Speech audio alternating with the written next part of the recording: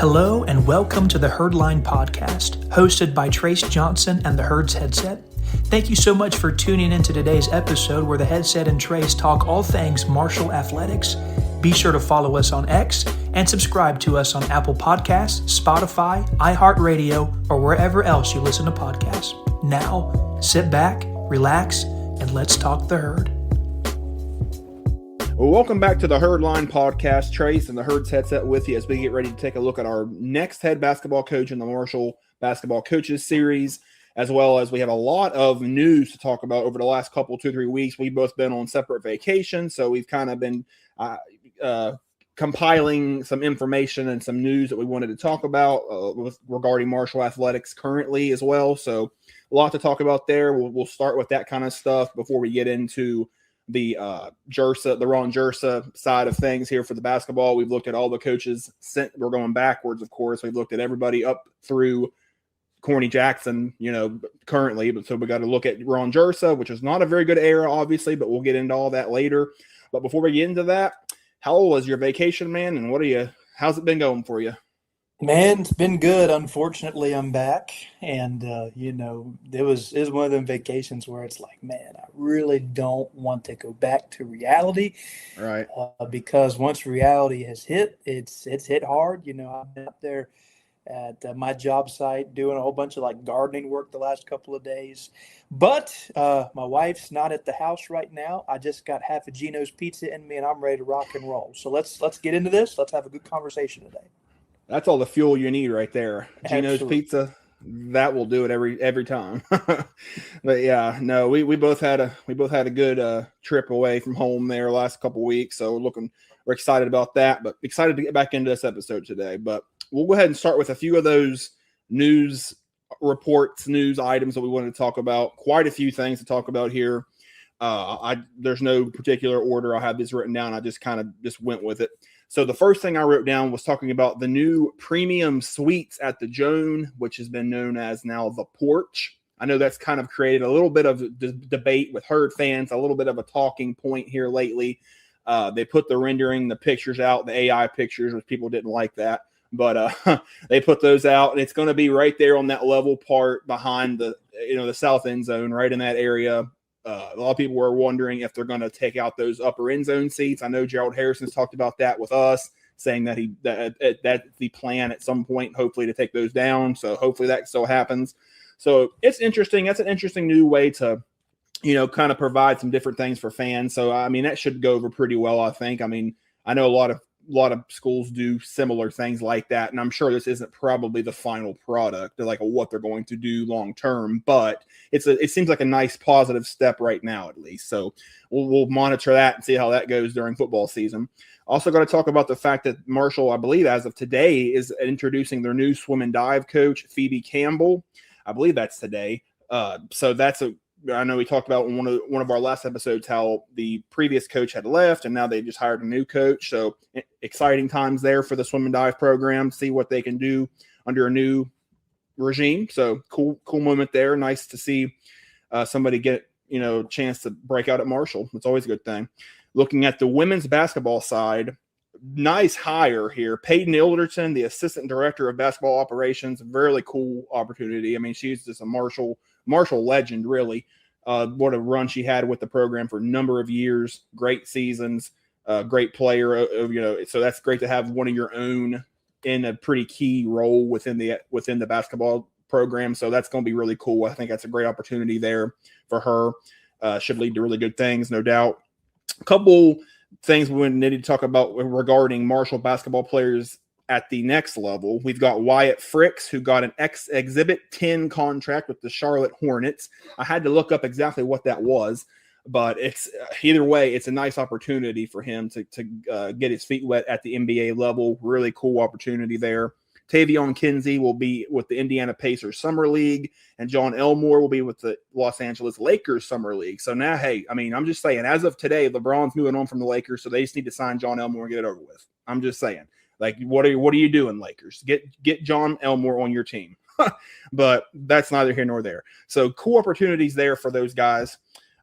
Also wanted to look at the 2026 Marshall Athletics Hall of Fame inductees. a stacked list, man. A big list of people, big names, great stuff there. I'm going to go over these names and the people and the different things here. So Kelly Beckelheimer Wood played volleyball from 88 to 91.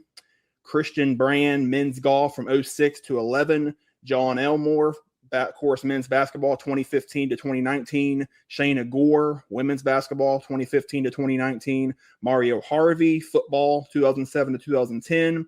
Michaela Kessel, tennis from 09 to 11. Cody Slate, football 2005 to 2009. And Morgan Zirkle, of course, softball 2014 to 2017. So a stacked list of athletics Hall of Famers this year. There's no other way around it. Those are names that Herd fans, if you've watched any Marshall athletics over the last 20 years, you're going to know most of these names. So big list of people right there. So out of all that stuff I just spouted out, you can just run with whatever you want to talk about, however much you want to talk about or however little you want to talk about. Just go ahead and take it.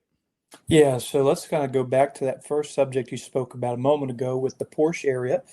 I think that is, it's a good idea, and it's definitely the first step in a direction that I think Harrison's wanted to take the overall Joan experience.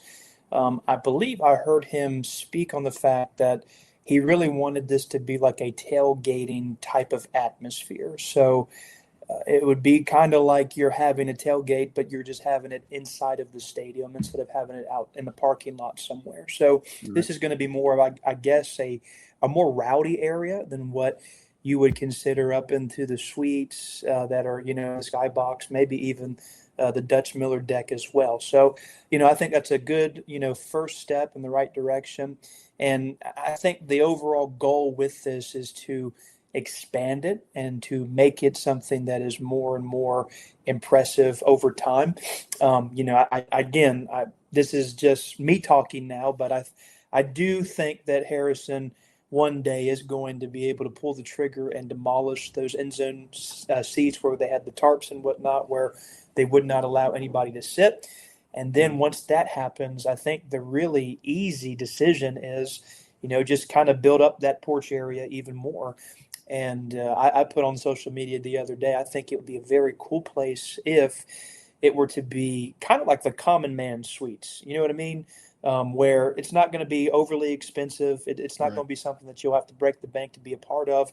And it's also going to be right in the middle of the action. This is going to be, where you're a fan. If you sit in that particular area, you're not just a college representative like some people can be up in the skybox, but you're going to be making some noise. You're going to be saying, "We are, go Herd," all that good stuff.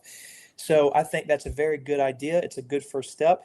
And I'm excited to see exactly how they will kind of create this environment there in the end zone. I get, like I said, once you start to finally demolish those bleachers that nobody uses, and then maybe you build a couple of brick places that would be extra concession stands or more bathrooms in that general area, or at the bare minimum, you leave that just completely open and add in some food trucks right there in the end zone. I too think that would be a fantastic idea. There's lots of different ways that they can go with it, but I will say it's exciting because we've seen a lot that's been changed at the Joan here recently. Just the Dutch Miller deck, I wasn't so sure about, do we really need that? Is that going to be something that's going to be, really beneficial? But, looking back at it now, it was a nice place. I'm thankful for it too, kind of add a little bit more sound with the end zone, having some fans there. So, that was a good move. And also kind of adding on with those additions too, I saw some pictures while we were away of them replacing the light bulbs there in the Joan. So we're going to be having those LEDs that change colors and all that good stuff. Excited to see exactly how that looks like whenever we play Middle Tennessee. I'm sure that they're going to have some type of like third quarter at the end of it, light display of some sort. It's still going to be early in the season, so it'll be a little bit light outside still, but it's going to be cool. I'm excited to see that overall as well. And then just kind of touching on the last subject you spoke about too, with the Hall of Fame, like you said, man, it's stacked. I mean, there's a ton of people in that class. This is one of the best classes I think I remember in recent history. Just so many names that are household names that we look back and are like, man, they were so good. Cody Slate is somebody that really, I think, gets kind of overlooked and lost through the cracks of time almost. You know, he didn't really make a ton of an impact in the NFL, played for the Chiefs for a couple of years. But man, he was so good. I mean, he's really one of the greatest tight ends in Marshall football history, and I think that he would have way more recognition if it would just were a different era that he played in, where the team had more overall success. And then at the same time, you could say the exact same thing about Mario Harvey. Mario was literally, I mean, he's one of the greatest linebackers in all of Marshall history. And it was incredibly impressive. I looked up his stats the other day, and he was a two-time first-team All-Conference USA member, 181 solo tackles, 239 assisted tackles, 36.5 tackles for loss, 21 sacks, 1 interception, 6 forced fumbles, and 1 fumble recovery for a touchdown. I mean, and all the while too. I mean, he was small. I mean, I think he's about like 6 foot, maybe 5'11" even. And he's just this small little tank out there that just created so much havoc. So really, really glad to see him get his flowers. Morgan Zirkle, perhaps the greatest softball player in all of Marshall history. And that's kind of saying something now that we have seen a lot of really good softball players over the last couple of years. So really excited for her to be able to have that opportunity. And then the headliner of the entire group being John Elmore. Again, arguably the greatest basketball player that we have ever seen here at Marshall. And he was definitely the one that created the culture, was the heart and soul, and really was the maestro of the greatest team that we have seen in many, many, many years. So, yeah, that's going to be a great day. Can't wait to be able to recognize them in the Joan this year whenever we have that Hall of Fame induction ceremony and that weekend.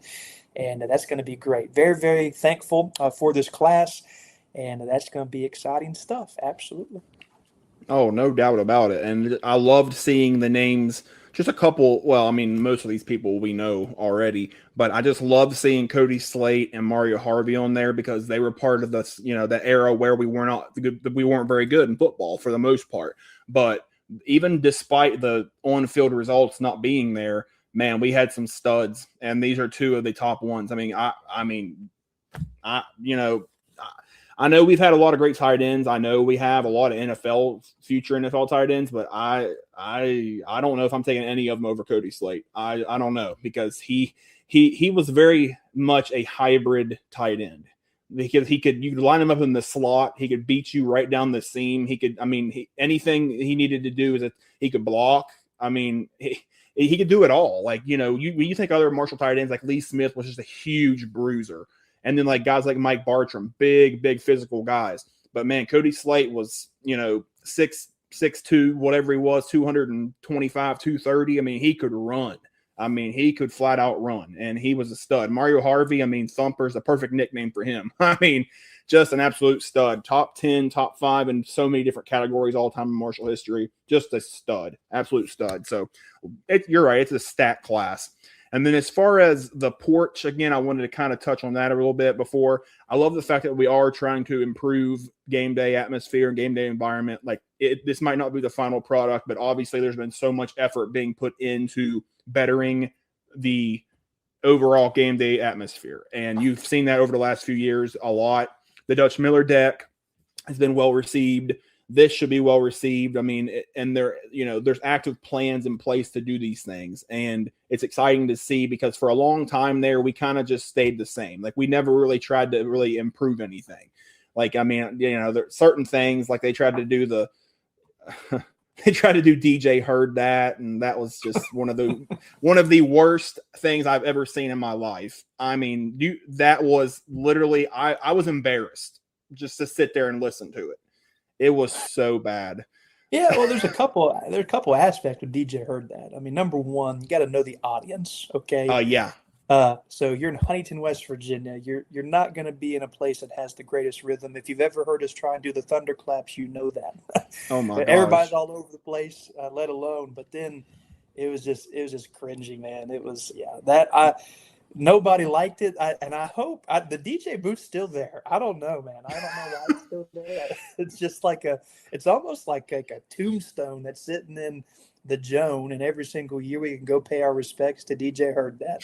One year he made it. He made it 1 year. Oh my gosh, it was terrible. That had to be a Charles Huff thing. Come on, who else would come up with something that terrible? But no, it was obviously pretty cringe and embarrassing. But that's beside the point. But that's just driving the point home that Harrison and company are doing a much better job now of actually bettering the game day environment, because that wasn't doing it, obviously. And that's just one thing. I mean, we just kind of stayed the same for a while. We never really tried much different. Matter of fact, we took away some stuff. They took away the thunderclap for a period, if you remember. They took away Marco coming in on the motorcycle, which they still need to bring that back, people think. So a lot of those things that people liked, like they kind of just took away, and they ended up having to bring back the thunderclap because, I mean, they've been doing that forever. So I'm glad that they're trying to do some things different and better, more modern. So it's exciting for sure. They also took away the conference championship, little circular banners, I guess you would call, and all that stuff too. Never liked that. I'm glad that Harrison brought back something. And like I said, I hope that we've talked about this before. I hope that can kind of grow into something that's a lot better looking than what we got. I'm glad we got something, but it would be fantastic to see like all of the bowl game recognitions, all of the conference championship recognitions being able to be somewhere where it looks nice, where it looks professional, and just gives a lot more notoriety to Marshall. Absolutely. And that's one of the things we talked about with Harrison on here thoroughly. And he talked about that, wanting those banners to be bigger, that they've added in the concourse areas, which they're great. I mean, it's got great, information and accolades and all that, but there's more that can be done. They can do it bigger. He talked about joking about how he couldn't hardly even see them with his, eyesight and stuff. And then the circular banners that you're talking about, they've moved them to the outside. They're on the outside of the top of the stadium, but like, half the crowd doesn't even see it because they don't go to that side. You know what I mean? No, half the crowd don't even see it. And then not only that, but it literally ends in 2009. So, I mean, it's not exactly very modern and updated. I mean, so there's just a lot of things that can be done there, and those are easy fixes. So I'm excited to see what we're going to do in the future for sure. But we'll see what they do. But with that being said, it's time to get into the era of Marshall basketball. That I was joking before we got on here, and I said this is the era that nobody wants to talk about, but we ain't scared. Ron Jirsa, we're talking about you today, man. We're going back to the era that nobody wants to talk about, nobody wants to even acknowledge from Marshall fans for right, good reasons. But this was not the era that we had hoped for. Obviously, this was an era that really set Marshall basketball back a long ways, and it took a number of years to get back out of this point. It was not a great time. There's just no other way to describe it. Looking at the time when Ron Jirsa was hired as the Marshall men's basketball head coach, it was June 17th, 2003. That's a late hire. June 17th for a basketball coach when you start in October or November for the games, that's late. So that was, again, very similar to Snyder getting hired right before spring practice was over for football. Not a great way to start there. Not a great introduction. If you look at some of his previous stops and things he had done before he got to Marshall, he played at Gettysburg from 1977 to 1981. I just think that's pretty cool to say you played at Gettysburg, but that's beside the point. He was an assistant at Connecticut College, as well as Delaware, VCU, Tulsa, Belmont Abbey, Tulsa again, Georgia, and he was for a couple years the Georgia head coach, which was pretty cool feather in his cap. From 97 to 99, had a 35-30 record with 2 NIT berths, so not bad there at all. And then, but Georgia's at SEC school, they obviously didn't think that was good enough, so they fired him. And then he ends up being a Dayton assistant up until the point where he got hired at Marshall. So he had played or been everywhere. He had been all over the map. I mean, small schools, big schools, medium schools. He had kind of checked all those boxes off, and he did a lot of good things up as an assistant. So, whenever he was hired, you probably thought, I would imagine people were probably optimistic about the hire because, I mean, he had been all over and he'd even won in the SEC. I mean, granted, it was only 2 years, but still. So a lot of, I think there's, I don't remember, I was too young, but I would imagine there was quite a bit of optimism, but I don't know. He replaces Greg White, who from 96 to 03 went 115 and 84 for Marshall, had a lot of success. Also, the things that started tapering off in his last couple years. He posted a 15-15 and 14-15 record in his final 2 years. So it kind of started going downhill a little bit. We're going to talk about him, coming up as well. And then you also got to talk about the fact that because of the issues that they had with the football scholarship reductions and all the, things that had gone on at that point, that Marshall men's basketball had one scholarship stripped from 2002 to 2004. So that, even though it's just one, but like that is, that could be a big difference, in such a small number of players that can actually play and, contribute. So he had to deal with that, just like Snyder had to deal with the scholarships for football as well. So similar, honestly, very similar introductions for both of those guys. But talk a little bit about just what, the infancy stages there of Ron Jirsa getting hired. Well, I mean, like you said, he'd been a lot of different places, so that surely would have brought a little bit of like excitement to the fan base. I mean, I'm just looking on here. He was I'm gonna give you some notable places. He coached a little bit at VCU and at Tulsa, at Gardner-Webb, and then of course, as you said, he was head coach of Georgia and even had some success there. I mean, went to the NIT a couple years, and of course, Georgia, they've got huge standards and different things. Yeah. So, they didn't last together very long because he wasn't able to get to that as successful of a level as Georgia desired to be able to have. But still yet, after Georgia, like you mentioned, he went to Dayton, really great basketball program, has been for many, many years. And so, when you come to Marshall after that, resume, that's like, oh, wow, that's a lot of experience. That's a lot of different places that you've been able to go to and be at. And hopefully that would have been able to translate. But as we both know, and as anybody that was living during the times of the Jirsa era would know as well, things did not necessarily pan out as we hoped they would. This would actually become one of the worst eras of Marshall basketball that we had ever seen. And honestly, I'm just going to be real with you. I think this is really a forgotten era because there just wasn't very many memorable moments. There wasn't a whole lot of different things that were exciting.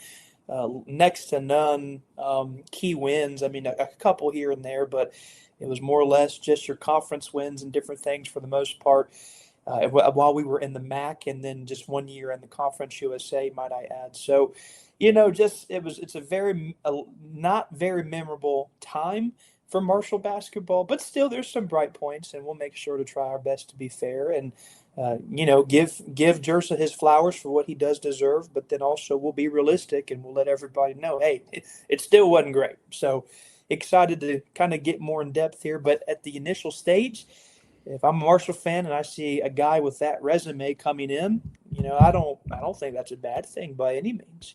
Former head coach of Georgia, he's great for Marshall. Let's go. Let's see what happens. Yeah, I mean, at that point, he, like you said, I mean, like we talked about, he had been very well traveled, very well heralded, been all over, been an assistant for many, many years, had been a head coach and had success at a very high level. I mean, so if this was 2026 and he was getting hired, I would think, well, that's a pretty good hire. Honestly, I would have thought that was a good hire. But, man, I don't know. It's just the program had started at that point, had really started to trend in a bad direction. Like, not that they were bad those last two Greg White years, but they just weren't very good. They were just very average, slightly below average. So I think, much like the Pruitt, I'm telling you, the parallels between Jirsa and Snyder are very, very close. The scholarship things, the late hires, the fact that the previous coach who had a lot of success started tapering off in the last couple of years, I'm telling you, it's there. That if you look at these parallels, they are there. And I'm not saying it's all the same and it's whatever, but I'm just saying you can draw those comparisons easily. And, he inherited a program that was trending in a negative direction. And unfortunately, he didn't really do anything to help break out of that trend. But if you look at his first year, the 2003-2004 season, the Herd goes 12-17 overall, 8-10 in the MAC. They had still been in the MAC at this point, hadn't quite got to Conference USA yet. They started the year 5-4 through non-conference play, pretty good start. But then they started running into some struggles, lost 8 of their next 10 games. So it was just after that point, there just wasn't a whole lot to talk about. Not really many memorable moments. Obviously, nothing that really stands out. Get to the MAC tournament, and you did get one win in that MAC tournament. You beat Eastern Michigan 78-59, but then the next round you get smoked by Western Michigan 96-62. So not a good way to end there at all. 30-plus point loss, and that was their fewest wins in a single season since 97-98 when they won 11. So it had been a while that they had not, had that few of wins, and unfortunately, it wouldn't get a whole lot better after that. I mean, it was just you. I don't know what people really would have expected in year one, because I just don't think they had a lot there at that point, and he hadn't even got a chance to really bring in any of his own recruits, and he was hired so late, so it was kind of just a subpar season. That's all you can call it. I mean, there's not really much else to say about it, quite frankly. I mean, not the greatest way to start. He had 2 years on the MAC, and this was the first year, and it just wasn't that great. So whatever you want to add about that first season, go ahead, because quite frankly, it's kind of unnoteworthy.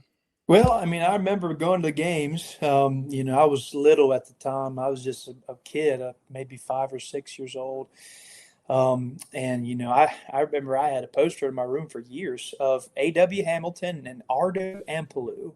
And between those two, I think those two and Jirsa all were on the poster. And there's just these three bald guys, no hair between any of these guys.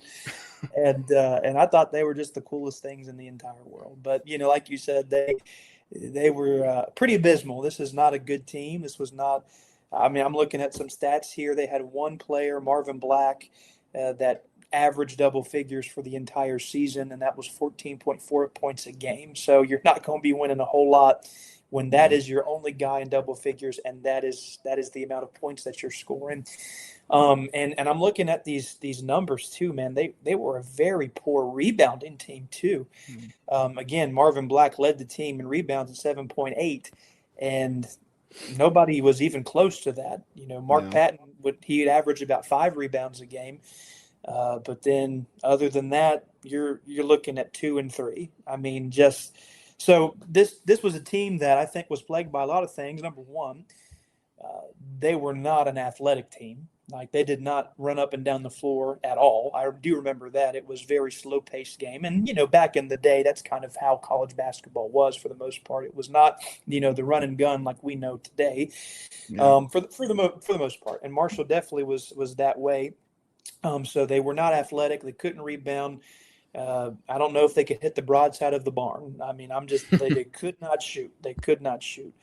So you put all those factors together, it was definitely not a recipe for success. But with that being said, I will add the fact that, you had a young Mark Patton on this team, a sophomore he's a local kid, Barbersville, West Virginia. Fans loved him. I mean, they absolutely adored Mark Patton, and for good reason. I mean, he's an all-time great, good player, probably the best player that we saw during that era, arguably. And so he would go on to be very solid. And then, A.W. Hamilton, now coaching at Eastern Kentucky, which we'll make the parallel at the end because Jirsa has a little something to do with Eastern Kentucky today. But, A.W. was definitely a good player. I wouldn't say that he was the greatest player that we've ever seen. But, he could knock down a couple shots. He ran the floor well as a point guard. But other than that, not a whole lot of anything to be very noteworthy of. Ardo Ampelou was standing at 6'10", 240 pounds, and he averaged 3.4 rebounds a game. I mean, how does that happen? You're that big, you're supposed to be that strong, and it's just crazy to look at this and to see the fact that they didn't have more success than what they did, especially in the MAC at the time, because there's some MAC teams that have always been pretty good at basketball, like Ohio and like Toledo and different programs. But for the majority of them, MAC basketball is not real good, just kind of like how it is in football too. So to see that, the team overall won 12 games the entire year, it was just a bad season for sure. And like I said, there was nobody at these games, man. I mean, you just bought a ticket, general admission. You could sit wherever you wanted to. I think you probably could sit in the president booth if they had one, and because he wasn't even probably at the game during the time. I mean, it was just bad. It was bad basketball overall in year number one. It was, and it's not. as not good as it was about to get worse, real worse. Well, I mean, this was, I mean, the next season, 2004, 2005. I mean, I've done some pretty deep research for Marshall basketball here the last few weeks to try to get ready for future episodes and stuff. And I've never seen a season that had this low of wins, at least in the modern era. You go 6-22. Okay. What else needs to be said? You go 6-22, 3-15 in the MAC. I mean, it got really bad. I mean, that is as rock bottom. That's the most rock bottom level I've ever seen. Probably any of the major two sports from Marshall be in my lifetime. That would be it right there. I mean, 6-22 is brutal. And it was just very unfortunate. Although there's one of the most cosmically hilarious things that ever happened in the history of sports during this season, which we'll talk about that.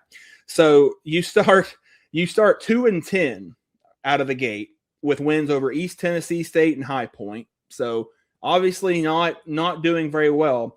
And then you stroll into the Charleston Coliseum and you play WVU and you beat WVU 59-55 when you're a 6-win team, man. That was like John Beeline, Kevin Pittsnoggle, WVU that everybody was obsessed about. Ron Jirsa's herd goes in, smokes them by 4, 59-55. I mean, that is hilarious. Absolutely hysterical. Because that's like one of their best periods of basketball ever. And that is our worst period of basketball, at least in modern history. And we beat them in Charleston that year. Just made no sense whatsoever. But it was so great to see. Made no sense, but it was awesome. And then after that, well, you lose 12 of your final 15 games in the regular season. So what didn't get any better from there. I mean, it surely did not get any better. They were just a bottom dweller the whole year. I mean, that's just the best way to put it. They were just a bottom dweller. Got that one huge win over WVU, which was great. But, man, there was nothing else about that season that was remotely good at all.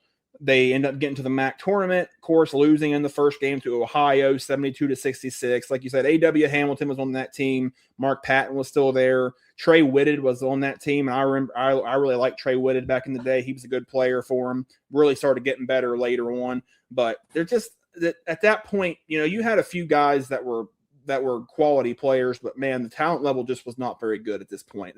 There's no way that you can have a 6-win season and have a good amount of talent. There's no physical way that that's possible. So outside of beating WVU, this was the worst basketball season, probably, I don't even know, like one of the probably 3 or 5 worst in history for Marshall basketball, dating back to like 1900, probably. I mean, it was bad, really bad. So talk about that 04-05 season. That also was their last season in the MAC. So talk a little bit about that. Yeah, the thing that doesn't make sense to me about that year is I'm just doing like a comparison between the just overall statistics. Everybody's numbers went way up from last year. I mean, you have 2 guys averaging double figures in AW and Mark Patton, you know, and Joe Miles was averaging 9.6, so basically double figures for the majority of it. I mean, you had 3, options to score. You had a lot more rebounding success overall as a team. Mark Patton almost averaged a double-double all season. He averaged 11 points, 8.1 rebounds. I mean, he was fantastic. Yeah. The fact they won 6 games just doesn't make sense. I don't even know how, because they played better than they did the year before. I cannot tell you how in the world all of that has transpired. As you said, you beat West Virginia, though. Hey, you won 6 games. One of them was West Virginia. It was a good year. I don't even care. But like you mentioned, though, it was abysmal. This is by far the worst season that I think I ever have seen in Marshall basketball history since I've been alive. I mean, just abysmal. And I hope that we never get back there again, man. I mean, that was like I told you. And when you could sit anywhere in this place, I mean, you could sit anywhere. There was no one here. Nobody cared about Marshall basketball any bit during this tenure. So, yeah, not a lot to talk about other than the fact that, hey, numbers went up, but wins went way down. Really strange. It is strange. It's very odd, and that's a scary place to be. If you're a 6-22 team, I mean, that's that is a scary place to be. I mean, we've never seen that from Marshall. And it's scary heading into Conference USA the next year. I mean, hey, it's not like it's going to get easier. It's going to get tough. Yes, exactly. It's going to get way tougher, and you're trending that poorly. You're literally the worst team in the MAC at that point, like no question about it. And you got to move to Conference USA where you've got a lot of good programs. You got a national championship contender year in and year out. Man, it was scary times. But looking at the 2005-2006 season, his third season with the Herd, they move into the Conference USA, as we just said, and they had a decent start to that year. Like, all things considered, they actually were somewhat decent to start. They're 7-9 out of their first 16 games. So at that point, you're thinking, I mean, that's already more wins than last year. So, you got to think, that's not too bad, all things considered. And then again, the Fighting Jirsas stroll into Charleston, West Virginia.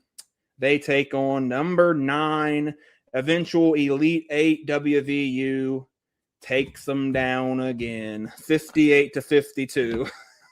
Make it make sense is all I'm saying. Make it make sense. I don't care that it doesn't make sense because that's amazing. That was their first ranked win since beating number 24 Dayton at Dayton on December 2nd, 2000, ironically, when Ron Jirsa was an assistant at Dayton. So it had been several years since they had beaten a ranked team. Great win there. Epic win, quite frankly, to get a top 10 win. I mean, what are the odds of that at that point?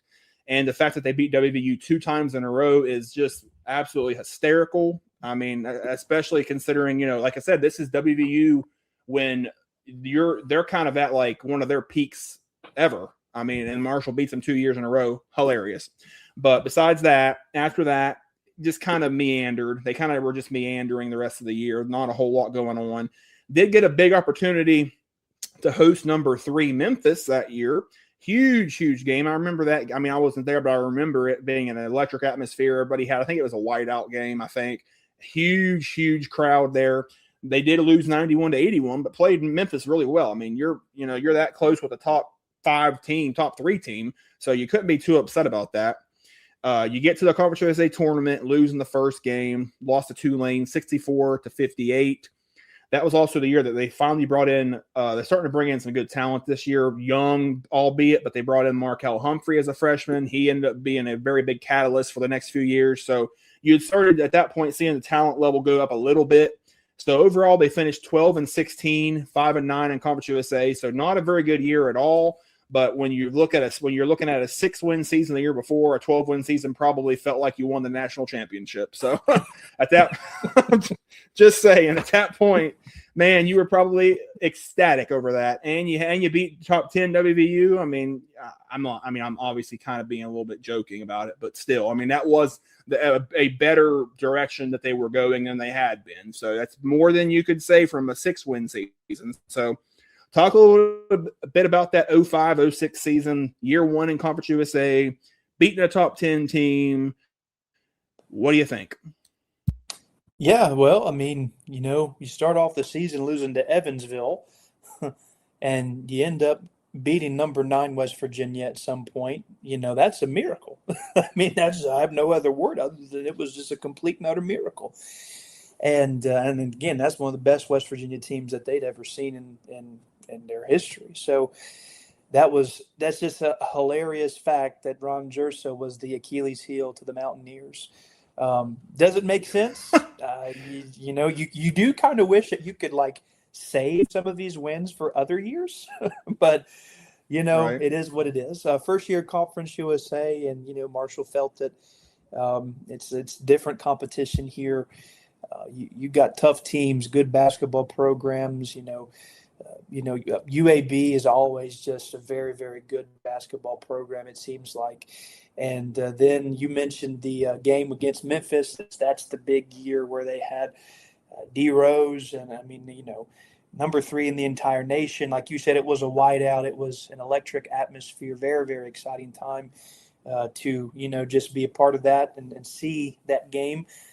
So I know that, at least there's something memorable other than just that West Virginia win for that season. A lot of people remember that game fondly because, again, Marshall had no business being even close to winning that game, and to lose within 10 points. They played them well. You know how those games go. You play them close and play them close, but then there at the end, depth just kind of takes over, and that's exactly what happened with Memphis. Memphis was just an all-time great team, and they pulled away. So, overall, you double your wins from last season. That's your silver linings, but, that's 12 wins. So still not good enough for Marshall. It's just not.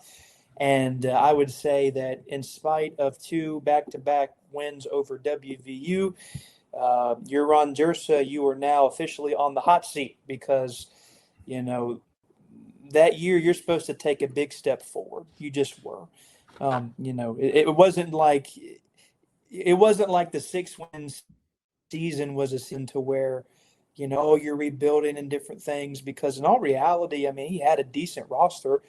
It's just that things didn't go right. And again, like I said, I can't really explain how they only won 6 games.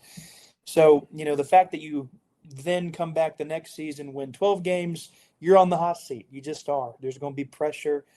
You're not selling enough tickets. Fans are not engaged at all. You're in the Conference USA, and you're trying to get to a place where, you have a resume one day to maybe go up in level of competition to go to a bigger conference. So something's got to give. There's going to have to be a decision made one way or the other. And so you are definitely on the hot seat for the 2006-2007 season. And sadly, I will say this. He did better by 1 game, and we'll talk about that now. Yeah, it's a strange anomaly there for sure. You doubled your win total, but you're still 12-16. That's not going to be anything that anybody's pounding their chest about. That's just not creating enough. Marshall's men's basketball program has to be good. It's at a point. Marshall as an athletic department needs men's basketball to be good, or at least draw people into the seats. And if you're not doing that, and you're having these sub 500 records every year, that's just not going to get it done. So the fact that they did double the win total was nice, but going into that final 4th season that he had, man, I don't know what at that point what could have actually saved his job. I really don't know what it could have been. If you break out maybe win 20 games or something, yeah, that might make people think differently. But the fact that you really just stayed the same, quite frankly. You really didn't really improve any. Technically you kind of did, but not really. So if you look at that 06-07 season, his last season ends up being his last season. Marshall goes 13-19, 7-9 in Conference USA. So you win 2 more games in Conference USA play. You win 1 more game overall. So you pretty much just stayed the same. That's really what it amounts to. You did get a very nice win actually that season at home. At home against Virginia Tech, they beat Virginia Tech 59-58. And if I recall, I think that was a good Virginia Tech team. I did not look up their season that year, but I think they were a good team that year. So that was a very nice win there at 22 home. win season for the Hokies that year. Okay, so that's a pretty solid team. So what was it with Jirsa beating all these good teams, but not winning hardly any other ones? It's it doesn't make any sense. But yeah, that's a heck of a nice win there at home. I'm sure that was probably a good crowd at that game. I don't know, but outside of that, they did not start the season well at all. You're 5-11 through your first 16, just not great. Just not great. And then after that, you basically just play 500 ball the rest of the way. They just kind of, again, treading water. That's the best that they could do really at this point, was just barely tread water. And sometimes they weren't even there. They were just flat out sinking. So not a great year still. You get to the conference tournament, beat UAB in the Conference USA tournament. So that was nice. 53-52. I don't know how good they were that year, but regardless, that's a win. And then you draw Memphis, unfortunately, in the conference tournament and get blown out by them 92-71. So you finish with 13 wins. So it is, if you want to say he keeps going up a win total, sure, but it's not enough. It's just not enough at that point. Markel Humphrey was there. He was starting to come on. He's still a young guy, though.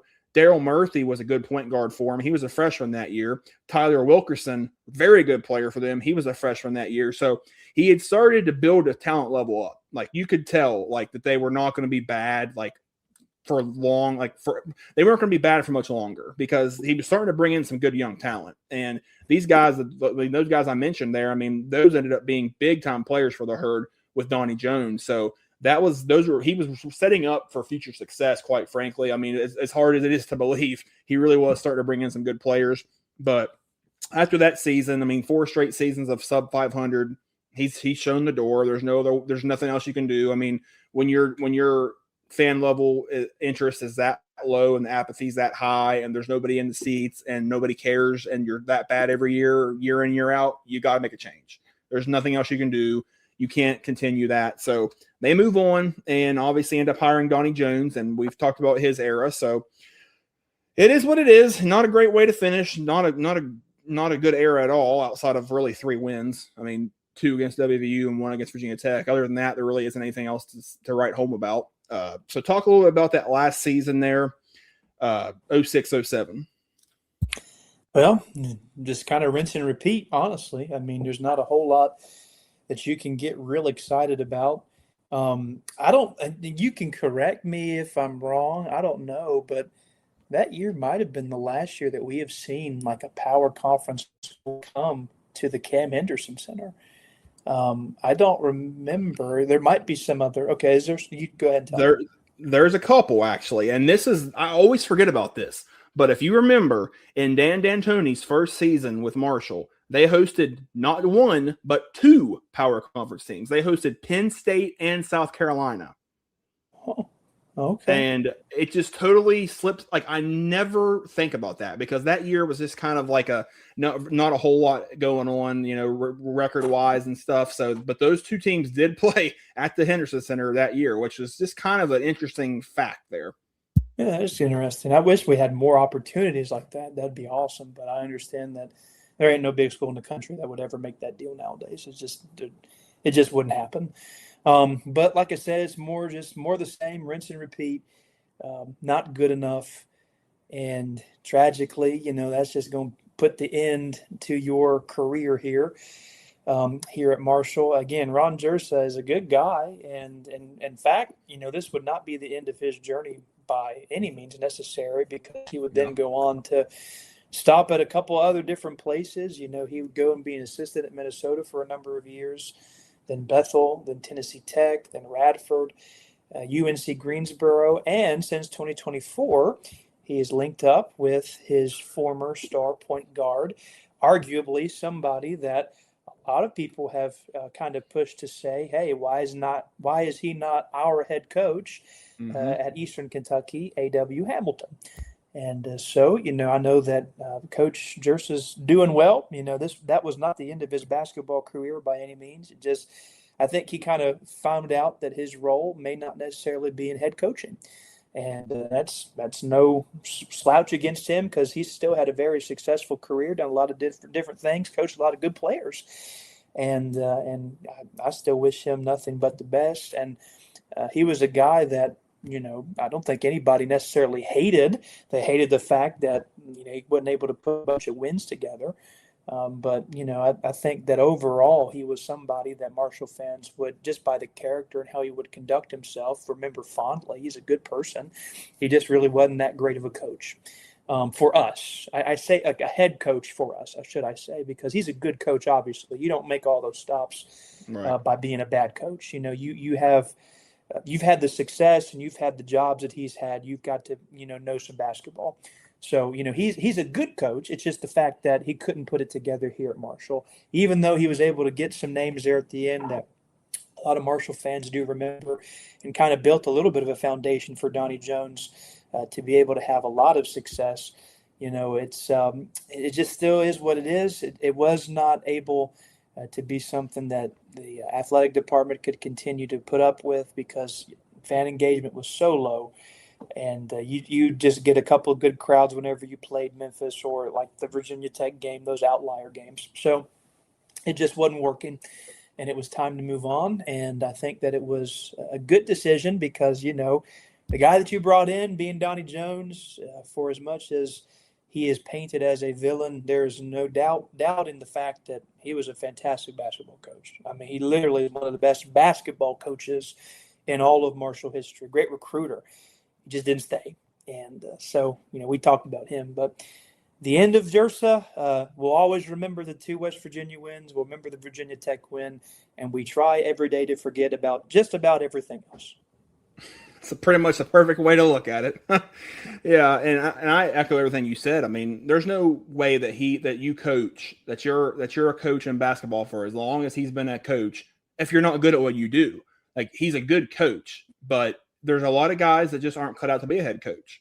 And I don't know. I mean, it's easy to say that when you have 4 bad years, but like, if he ends up, who's to say that if he took another job at that point, like in a better situation for a program that wasn't trending down and a program that wasn't having a scholarship issue at that point, and that weren't getting ready to move to a lot tougher conference, who's to say he doesn't do better? I don't know. It's a hypothetical. I mean, what if he goes to, what if he gets hired at another mid-major, like a one at that point that was more stable? What if he wins? Like, if he wins at that wherever else, he could still be a head coach right now. I mean, it's just that little bit of difference. It's the same thing with Mark Snyder in football. If he gets hired at that point and he goes to a different school, because when we had him on here, he talked about it. If he was probably one of the hottest assistant coaches in the country at that point.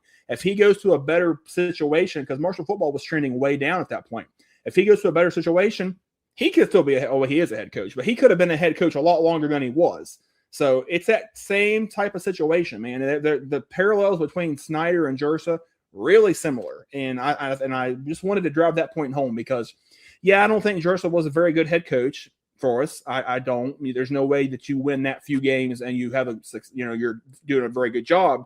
But there's a lot of circumstances that were kind of setting him up for some bad times. Like that's kind of the same situation there. So it is what it is. So we got to talk about a little bit of his overall tenure. Overall, it goes 43 and 74. I mean, there's just not much to say there. That's pretty brutal. 23 and 43 in conference. That's with the MAC and Conference USA. So still not very good there either. A few other little footnotes here. Program was trending down upon its hire. I said that to begin with. They definitely were. And much like the administration not really doing enough for football at that time, they sure weren't doing much for basketball. I mean, that Henderson Center looked like it was straight out of the 1940s. I mean, they put no effort TLC in that building whatsoever. So there's just not a whole lot going on then. They had the scholarship issue there where he didn't get his full complement of players until I think his 2nd or 3rd year. And then the fact he was hired so late. So just kind of the unorthodox beginnings. The MAC to Conference USA jump was just a huge step up in competition. At that point, Conference USA was probably, if they weren't the number 1 mid-major conference, they were really close to it. That was a tough conference. 2-bid league. Yes, 2-bid league. Year in, year out. They were a 2-bid league. And that just doesn't happen anymore. So that was a big step up in competition. It would have been hard for anybody to have, because at that point, you're used to recruiting for the MAC. It's a whole different game when you're recruiting for Conference USA at that point. So, that didn't help him either. Got the three of the biggest wins in program history, quite frankly, beating WVU twice and beating Virginia Tech. That's, if he's not remembered for any other good things, those are good things right there that he should be remembered for. Beating WVU 2 consecutive years and then beating Virginia Tech. And a matter of fact, the other 2 years he lost to WVU, they were competitive games. So, they weren't getting blown out by them. So that was nice to see.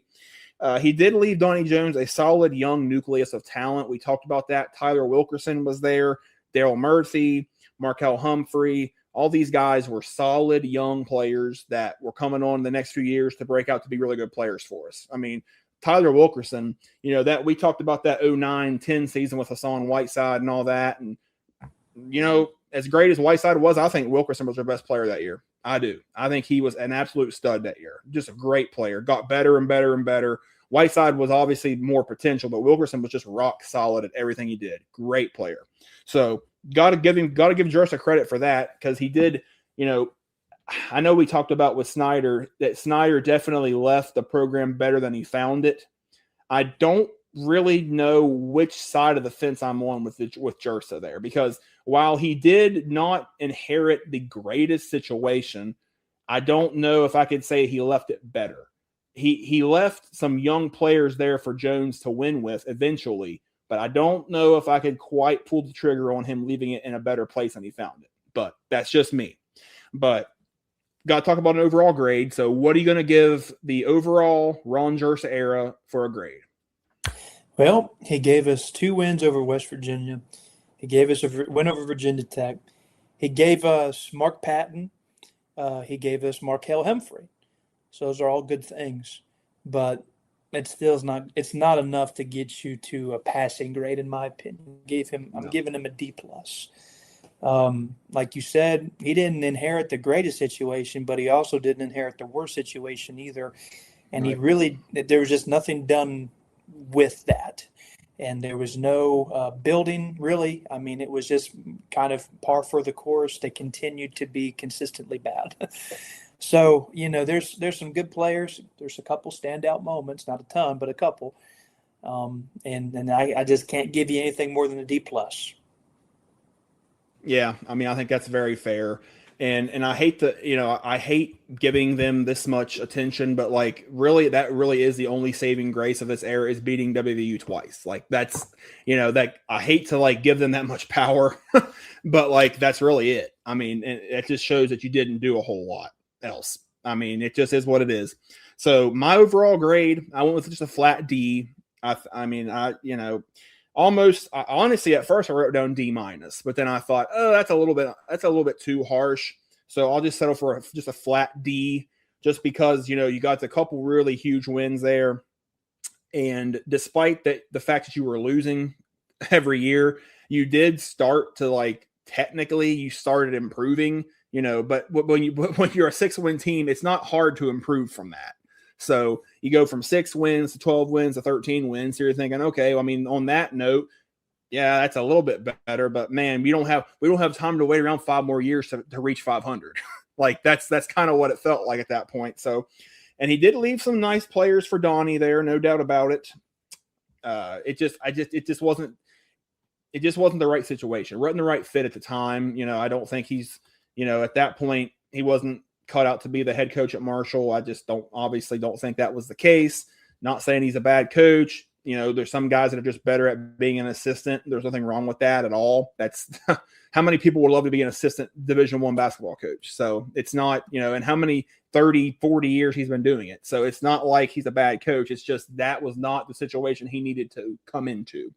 If he had came into some other situation, like I said, another solid mid-major that wasn't trending that badly and whatever, maybe he's a better coach, a head coach. Maybe he stays being a head coach. I don't know. So it's easy to talk about, but that's all we can do. So I'm just going with a D. I think that's fair. Anywhere in that D range, I think is fair. So with that being said, that's the Ron Jirsa era. A lot of downs, couple 2 or 3 really nice positives, but not much else to talk about really. So with that being said, unless you got anything else to add, man, that pretty much does it. Nope. That's all that I got for you. Go Herd, and excited for next week.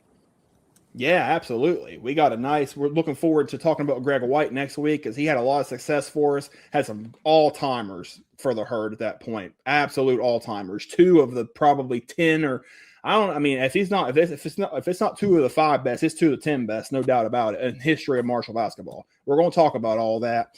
And we got some nice things lined up moving forward for the podcast with some different people coming on and possibilities out there. So just stay tuned. We might come back with an episode a lot quicker than what we're usually doing. So keep up updated with us there, and we'll hopefully bring in some great stuff there. So go Herd, and we look forward to the next episode and hope you all enjoy this one. So later.